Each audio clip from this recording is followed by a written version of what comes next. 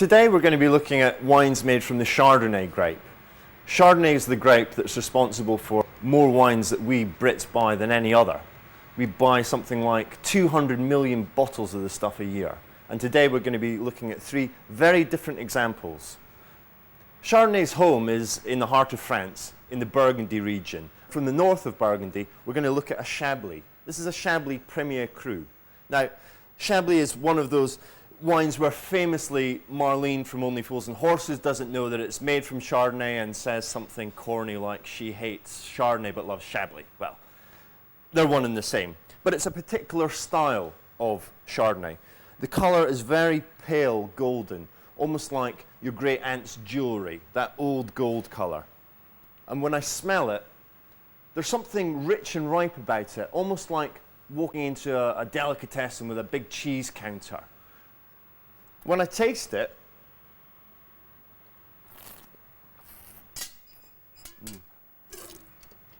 it's delicious. I get a real mineral flavour, and what I mean by that is, I don't know when was the last time you sucked on a pebble or smelt a roof slate, but it's that dry, stony taste, which is very nice.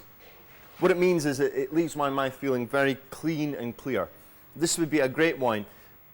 It would be great with seafood. I mean, something like oysters, for example, or even chili squid. Something that needs, my mouth needs a good kind of refreshment after each bite. I'd recommend that.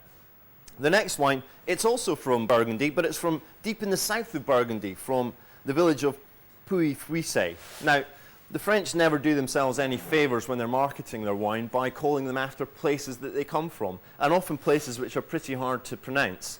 The other thing with Pouilly-Fuissé is there's another very famous wine called Pouilly-Fumé, and a lot of people get confused between which is which, even though the wines are very different. Now, I want to taste this one and compare it to the Chablis firstly. You'll notice that I'm spinning the wine around in the glass. That's so that I get a good reaction between the air and the wine. But mind the white carpet if you're doing it at home with a red wine. This smells much fruitier. Almost like, it's like a fruit salad, rich in melon, and there's a sort of citrusy tang.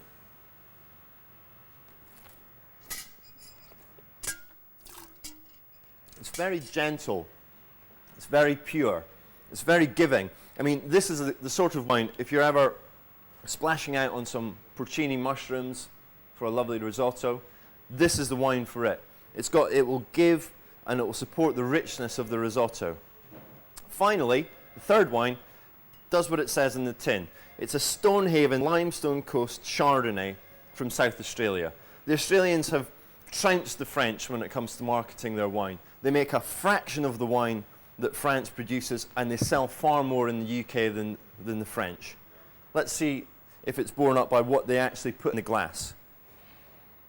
Now, there's a smell of oak here, which I can identify. What you might be much more familiar with is the smell of buttered toast or buttered brioche. It's that very nice, warm, soft, sweet smell, and that's the oak.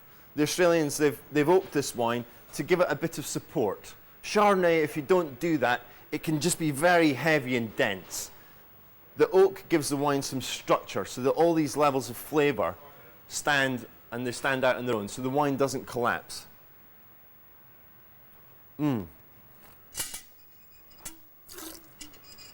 This wine is immediately approachable. I like it. I know I like it when I smell it, but it's good winemaking. There's a nice level of acid. So again, it gets my taste buds working. It cleans my mouth.